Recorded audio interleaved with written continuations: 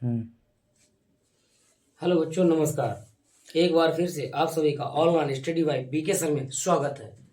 जैसा कि हम लोगों ने पहला चैप्टर जो है कंप्लीट कर लिया है नंबर सिस्टम पूरा कंप्लीट कर लिया है और काफ़ी सवाल हम लोगों ने लगाए हैं, क्वेश्चन लगाए हैं।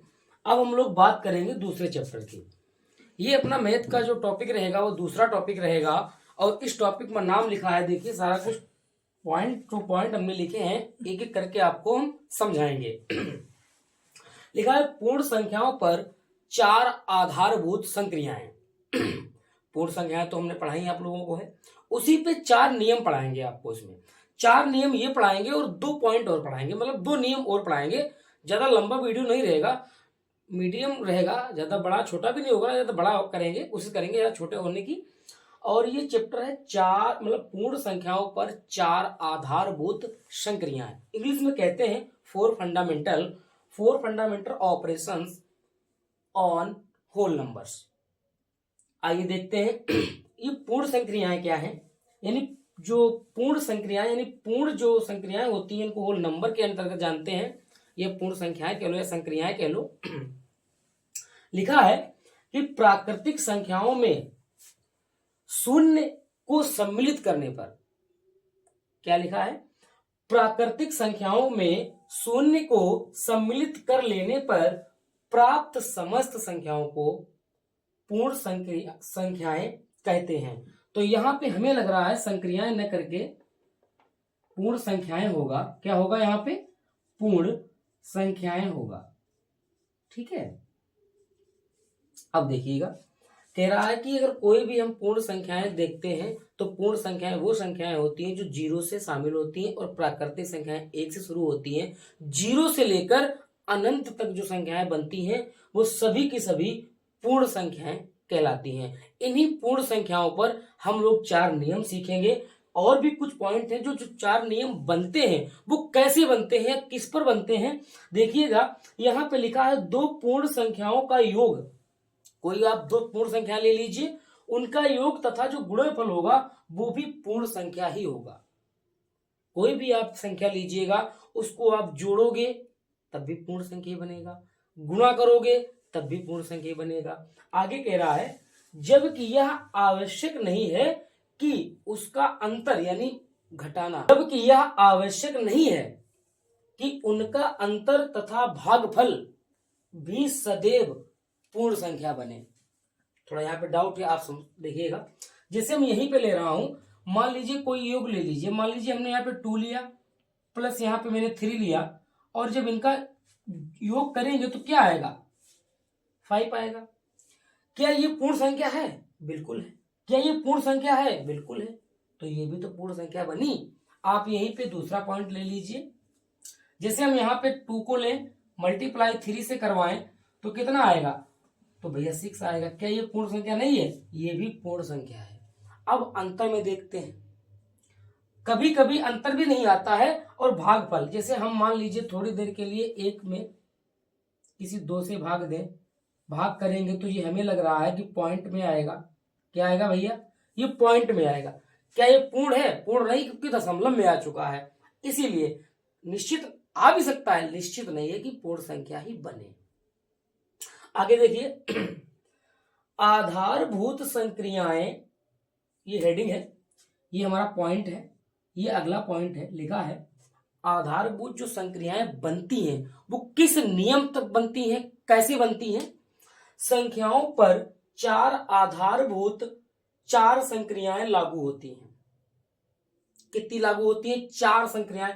टॉपिक भी है 4 नियम, तो वही 4 नियम लागू होते हैं। वो ये संक्रियाएं पर क्या है? जैसे जोड़ हो गया, घटाओ, गुणा और भाग। जोड़, घटाना, गुणा और भाग, इन 4 पे ही हम लोग चर्चा करेंगे और संख्याओं को सीखेंगे। आइए देखते हैं जो ये 4 हैं वो किस तरीके के हैं। ओके, अब आप लोग देखिएगा, जैसा कि हमने अगला पॉइंट लिखा है कि पूर्ण संख्याओं पर आधारित मूलभूत नियम। अब नियम तो हम 4 हो गए, वो हमने यहाँ पे लिख दिए, लेकिन इसके पहले एक पॉइंट जो लिखाया है वो समझ लीजिए। जो ये नियम होते हैं वो किस पर लागू होते हैं और किस पर लागू नहीं होते हैं। जैसे हमने यहाँ पे लिखा है ये नियम जोड़ तथा गुणन पर लागू होता है, परंतु घटाव और भाग पर नहीं। मतलब जोड़ और गुणा के लिए ये काम करेगा, माइनस यानी घटाना और भाग पर नहीं काम करेगा। ओके, अब देखिएगा वो 4 जो नियम है वो नियम कौन है, डायरेक्ट पेपर में सवाल पूछ देता है 1 नंबर में। कहने का मतलब एक क्वेश्चन में एक क्वेश्चन आ जाता है और देखिएगा डायरेक्ट ऐसे ही पूछ देगा। लिखा है 4 नियम कौन है, याद करिएगा, संबरक नियम, क्रम विनिमय नियम, सहचर्य नियम और बंटन या वितरण नियम से जानते हैं। अब यहाँ पे हमने जो पहला लिखा है वो नंबर 1 है भैया संबरक नियम। अब संबरक नियम बिल्कुल सीधा नियम है। अब जैसे हम आपको एग्जाम्पल से समझाते हैं कि मान लीजिए हमने कोई यहाँ पे पूर्ण संख्या ले ली, एक मान लीजिए ए ले ली। अब यहाँ पे हमने कोई प्लस दूसरा पॉइंट भी ले लिया, तो यहाँ पे जो बनेगा तो तीसरा सी बनेगा ना भैया, बिल्कुल बनेगा। आइए देखते हैं, एक ही जगह पे मैंने कोई संख्या प्लस वाला ले रहा हूं, पहले कोई संख्या मैंने 2 लिया, प्लस 3 लिया, बी की जगह पे मैंने 3 लिया, तो इसको क्या कहेंगे भैया, 5 ही तो कहेंगे। मतलब ए प्लस बी इक्वल टू सी, यानी कोई तीसरी संख्या आई और ये तीनों के तीनों क्या है, पूर्ण संख्याएं।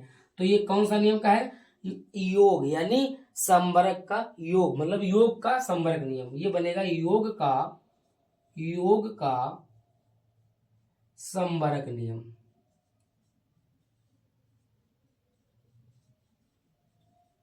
ओके, यहीं पे हम दूसरा एग्जांपल लेते हैं भैया, गुणा वाला जोड़ वाला हो गया, आइए गुणा वाला देखते हैं। अब यहीं पे हमने ए लिया, गुणे यहाँ पे बी लिया, तो इक्वल टू क्या बनेगा, कोई तीसरा पॉइंट बनेगा, मतलब तीसरा नंबर पूर्ण संख्या बनेगी। तो ए की जगह पे आप मान लीजिए यहाँ पे 3 ले लीजिए, बी की जगह पे आप मान लीजिए यहाँ पे 4 ले लीजिए, तो अगला जो नंबर आएगा गुणा करेंगे तो 12 आएगा। कहने का मतलब है ये डायरेक्ट ऐसे नियम पूछे जाते हैं और इसको कहेंगे गुणा का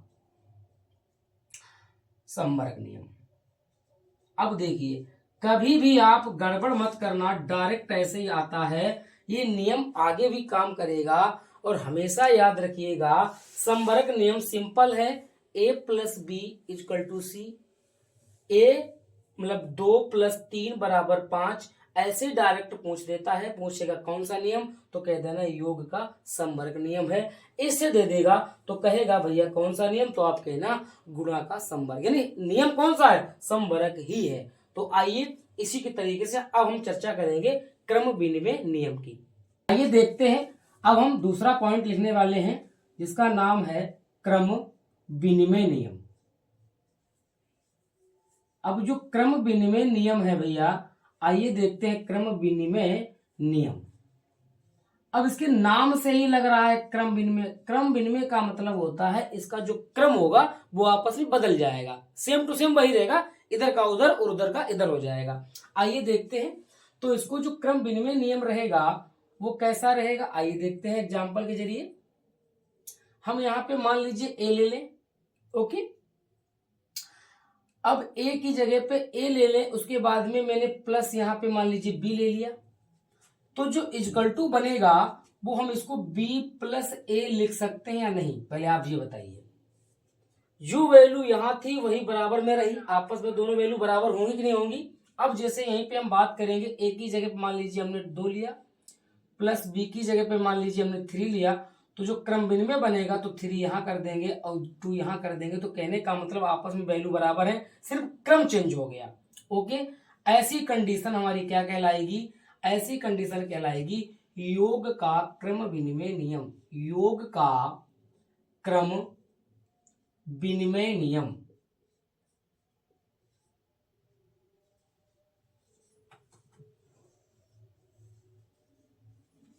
ओके, इसी तरीके से यहीं पे दूसरा ले रहे हैं, वही उसी का मतलब गुणे वाला। ए लेंगे गुणे बी लेंगे, बराबर में जो रहेगा वो बी गुणे ए रहेगा। ए की जगह पे आप ले लीजिए, मान लीजिए आपने 5 लिया, तो बी की जगह आपने 6 लिया, तो हो जाएगा 6 गुणे 5। और ये कौन सी कंडीशन कहलाई, ये कंडीशन कहलाई गुणा का क्रम विनिमय नियम। क्रम विनिमय नियम। ओके भैया, समझ में आ रहा है? समझ में आ रहा है? बच्चे हमारे हैं जुड़ रहे हो तो चैनल को सब्सक्राइब जरूर कर लीजिएगा, घंटी जरूर दबा दीजिएगा। आगे देखिए भैया, क्लियर हो गया? ऐसे ही आएगा डायरेक्ट, क्रम विनिमय नियम। अब तीसरा जो नियम था वो कौन था भैया? वो था सहचर्य नियम। अब इसकी जो हम बात करेंगे वो ये है, अब देखिए जो सहचर्य नियम है, फिर हमने सहचर्य जो नियम था हमने यहाँ पे लिखा है a प्लस ब्रैकेट में b प्लस सी, मतलब संख्या को बढ़ा ली हमने, तो इक्वल टू क्या बन जाएगा? इनको a और b को अगर एक में कर देंगे, c को बाहर निकाल देंगे तो हमारा जो मान आएगा वही आएगा। अब आप चेक करके देख लीजिए, a की जगह पे हम मान लीजिए यहाँ पे 2 ले लें, b की जगह 3 ले लें, c की जगह पे 4 ले लें, तो यहाँ पे क्या बन जाएगा? अगर इसको जोड़ेंगे तो आप जोड़ के देखो, ब्रैकेट वाला जोड़ेंगे तो कितना बनेगा? 7 और 2 9 बनेगा। यही वही हाल बनेगा, देखना 2 प्लस 3 1 में हो जाएगा और 4 बाहर हो जाएगा, तो ये हो जाएगा 5 और 4 9, बराबर हुआ कि नहीं हुआ? तो कौन सा नियम कहलाएगा भैया? तो ये वही कहलाएगा योग का सहचर्य नियम। आइए देखते हैं दूसरा पॉइंट, मतलब दूसरा एग्जाम्पल, a गुणे b गुणे सी। बिल्कुल ओके। तो इसका जो मान रहेगा वो a गुणे b एक में हो जाएगा और गुणे सी बाहर हो जाएगा। अगर यहाँ पे हम मान लीजिए 2 ले रहे हैं, यहाँ पे 3 ले रहे हैं, यहाँ पे मान लीजिए सॉरी यहाँ पे 3 और यहाँ पे 4, तो जो इसका मान रहेगा वो क्या रहेगा? 2 गुणे 3 एक में हो जाएगा और 4 क्या हो जाएगा? बाहर हो जाएगा। और ये कौन सा नियम कहलाएगा? ये गुणा का सहचर्य नियम कहलाएगा। गुणा का सहचर्य नियम कहलाएगा। ओके, अभी हमारा इसमें एक नियम और बचा है, वो नियम कराने के बाद में फिर दो नियम और कराएंगे, बस इतना ही रखेंगे। आइए देखते हैं चौथा पॉइंट। देखते हैं चौथा पॉइंट, लिखा है हमारे पास बंटन नियम। इसको बंटन या वितरण नियम से जानते हैं, बंटन या वितरण नियम से जानते हैं। अब इसमें क्या होगा? अब देखिएगा वही चीज फिर हम यहाँ पे लेंगे, कोई एक नंबर लेंगे, जैसे हम यहाँ पे मान लीजिए यहीं से ले लें। जो नियम है हमारा उसमें हमने ए लिया, प्लस वाला है अंदर लेकिन गुणा होगी, ठीक है, ये पॉइंट लिया, तो इसमें क्या बन जाएगा? आप देखिए एक बार इसके साथ और एक बार इसके साथ, तो ये बन जाएगा ए प्लस बी। नहीं भैया, ए की गुणे ही होगी ना, तो ए गुणे बी इसमें हो जाएगा और प्लस बी गुणे सी एक में हो जाएगा। नहीं, ए गुणे सी होगा, क्या होगा? ए गुणे सी होगा। देखिएगा, कहने का मतलब है कि इस ए और बी की इसमें गुणा हो जाएगी और ए और सी की इसके साथ गुणा हो जाएगी। बी यहाँ पे क्या लग जाएगा? प्लस का निशान। ओके, आगे देखिए, ये कौन सा नियम कहलाएगा? ये हमारा नियम कहलाएगा योग का बंटन नियम। अब इसी का दूसरा जो एग्जाम्पल रहेगा वो क्या रहेगा? a प्लस बी एक में रहेगा, गुणे में c बाहर निकल जाएगा, तो इसमें क्या करेंगे? a गुणे c एक में हो जाएगा और प्लस b गुणे c एक में हो जाएगा। एक नियम ये बन के तैयार हुआ। ओके, ये नियम हम, तो ये आप 2 नियम और समझ लीजिए, हालांकि ज्यादा पूछे नहीं जाएंगे लेकिन हमने सिखा दिया आपको चारों नियम। ओके, अब यहीं पे हम इसको हटा के फिर हम आपको 2 पॉइंट अलग से सिखाएंगे और वो दोनों पॉइंट बहुत ही अच्छे होंगे। आइए देखिए, वो 2 पॉइंट या समझ लीजिए नियम, समझ लीजिए कुछ भी आप समझ लीजिए, जो हमारे पेपर में सवालों में बहुत ही काम कर रहेंगे। जीरो का नियम, अर्थात हम यहाँ पे कहेंगे भैया शून्य, शून्य के गुण, क्या सीखेंगे? शून्य के गुण सीखेंगे। अब भैया ये जो शून्य के गुण सीखेंगे ये क्या है? मतलब जीरो की क्वालिटी क्या है? जीरो कब जुड़ता है, कब घटता है, कब गुणा करने में काम आए, भाग करने में, ये चारों में सीखेंगे। जोड़, घटाना, गुणा, भाग में जीरो का नियम यानी जीरो की क्वालिटी हम लोग सीखेंगे। आइए देखते हैं कि पहला हम यहाँ पे पॉइंट लिखते हैं लाला, और हम आपसे ये कहना चाहते हैं जो जीरो है, जीरो को किसी संख्या में जोड़ने या घटाने पर कोई प्रभाव पड़ता है क्या? आप बताइए। हम यहाँ पे लिख रहे हैं शून्य को शून्य को जोड़ने या घटाने पर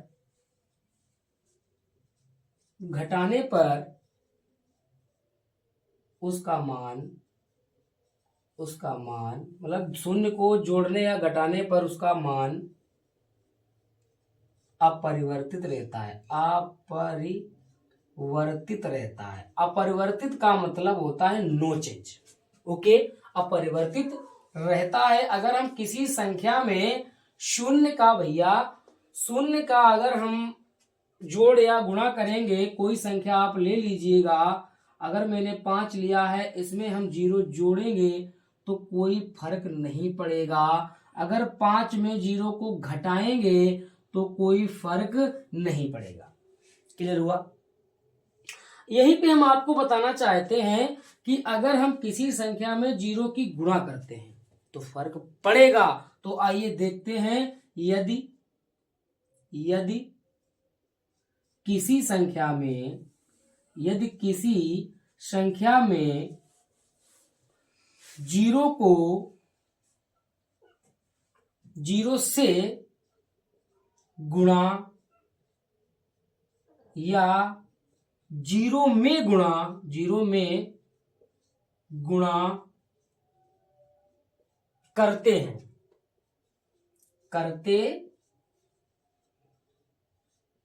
हैं तो उसका मान हमेशा शून्य ही होता है। उसका मान हमेशा 0 ही रहता है। ये पॉइंट आपको समझ में आना चाहिए।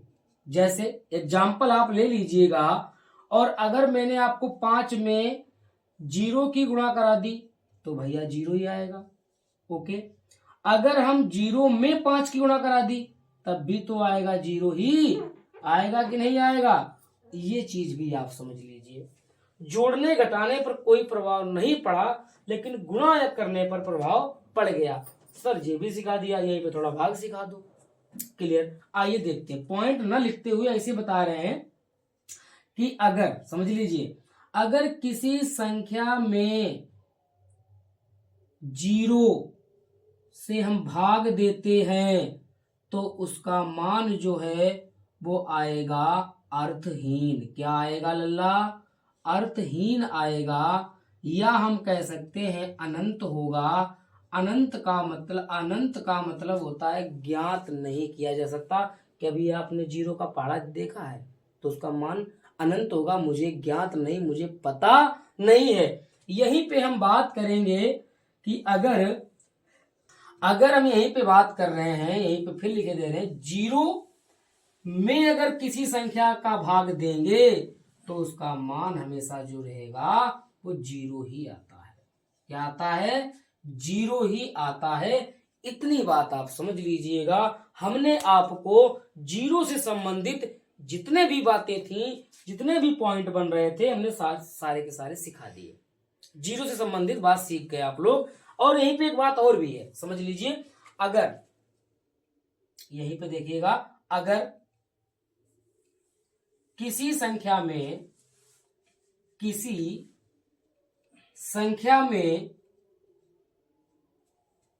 0 की घात लगी हो, किसी संख्या में 0 लिख लो, 0 की घात होने पर उसका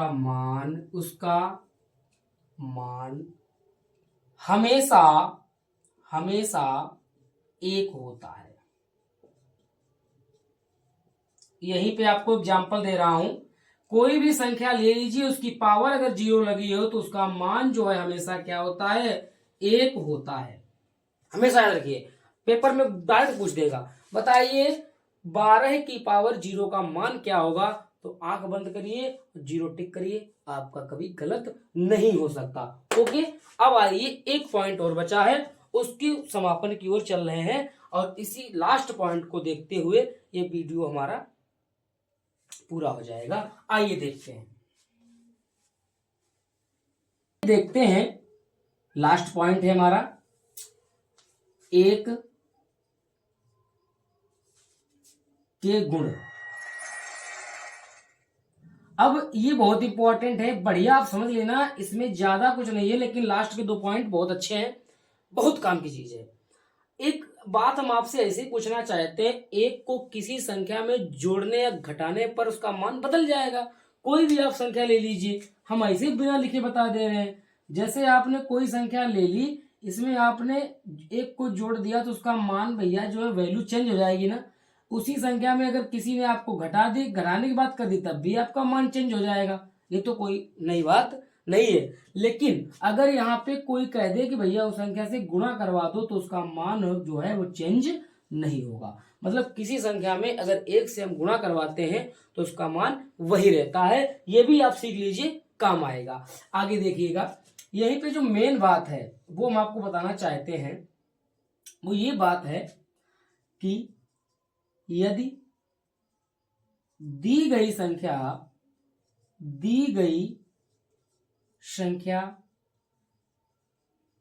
में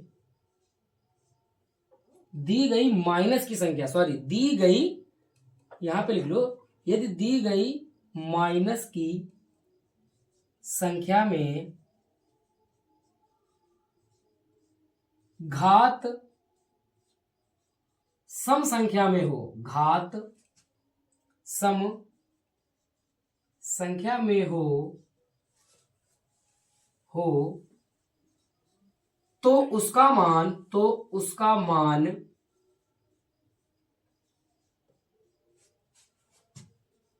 प्लस में होगा। अब देखिएगा, अगर दी गई संख्या मतलब माइनस की संख्या, अगर माइनस की एक संख्या में, माइनस की एक लिख लो यहां पर, एक संख्या में घात सम संख्या में हो तो उसका मान हमेशा एक होगा। आइए आपको एग्जाम्पल के जरिए लेके चलते हैं। जैसे हमने यहाँ पे -1 लिखा और इसकी पावर जो है मैंने मान लीजिए 50 लगा दी। क्या लगा दी? 50। और आपसे हमने कहा कि -1 को 50 बार गुणा करने पर उसका मान क्या होगा। तो एक बात आप हमें ये बताइएगा, अगर हम इसको -1 गुणे -1 गुणे -1 गुणे -1 यानी 50 बार लिखेंगे। अच्छा, एक की गुणा एक से कराने पर मान तो एक ही रहता है, कितनी करा लो, एक इक्कन एक, एक इक्कन एक ही आएगा उत्तर, डॉट डॉट डॉट करके। ठीक है, अब यहीं पे जो बात करेंगे, जो उत्तर आएगा एक, लेकिन अब ये कंफर्म करो कि ये प्लस का आएगा कि माइनस का। अब घात चेक करो, सम संख्या में है कि विषम संख्या में। विषम संख्या और सम संख्या क्या होती है? सम संख्या वे संख्या होती है जिनका जोड़ा बन सके, दो से विभाजित हो सके। और ये 50 जो है मेरे को लग रहा है सम संख्या है, और सम संख्या मैंने कहा प्लस में उत्तर आएगा, तो ये किस में आएगा भैया? +1 आएगा। ओके, यहीं पर हम आपको दूसरा पॉइंट समझाने की कोशिश करते हैं। जो दूसरा पॉइंट है, यदि दी गई माइनस की एक संख्या में, यदि दी गई माइनस की एक संख्या में घात विषम संख्या में हो, विषम संख्या में हो, तो उसका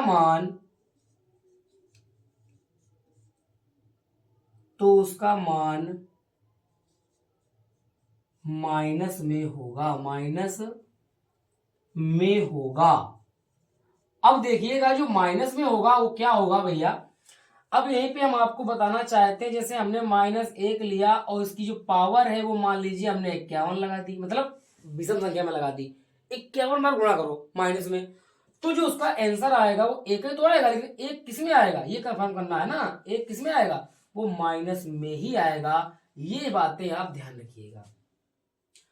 अब एक चीज आपको मैं बताना चाहता हूं, हमने आपको सेकंड चैप्टर में पूर्ण संख्याओं पर आधारभूत 4 संक्रियाएं पढ़ाई, 4 नियम पढ़ाए, फिर हमने 2 नियम और सिखाए और सभी को विधिवत समझाने की कोशिश की। आशा करता हूं आप लोगों को ये वीडियो समझ में आया होगा, अच्छा लगा होगा, सारे पॉइंट समझ में आए होंगे। और ये कॉन्सेप्ट क्लास है अपनी, एक क्लास इसकी और रहेगी, बहुत अच्छी तरीके से फिर इसके हम लोग क्वेश्चन करेंगे। धन्यवाद। आशा करता हूं कि आप लोग अच्छे रहिए, मस्त रहिएगा, और उम्मीद है कि आप लोग जुड़े रहिएगा। आपको इस YouTube online study by BK sir पर जो पढ़ते रहिएगा, हमेशा आप लोग अच्छा मिलेगा। धन्यवाद।